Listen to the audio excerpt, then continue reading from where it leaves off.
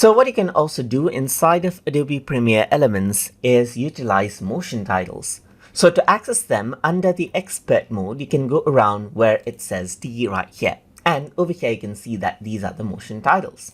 There are different motion titles that you can choose from, like there's decorative motion titles as you can see right here. There's typography motion titles right here as you can see right here. You can go around and drag in the motion title as you wish right here. And what happens is that they are added in. If it is not already downloaded on your computer, it'll download it from the server.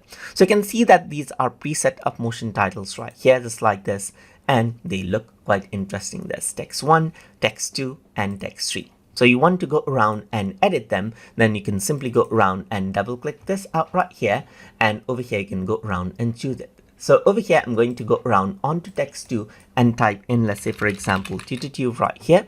And I'm going to go around over here on text there right here to learn right here. And I'm going to go around over here and say watch, just like this. So I want to go around and change the color of the text. I'm just going to go around over here onto style right here, and you can see that these are the styles I can actually choose right here. You can also go around and see what changes you can make right here. So you can see that this is what you have. So on the color, I'm just going to go around and change it out onto light red right here, just like this. So learn and watch.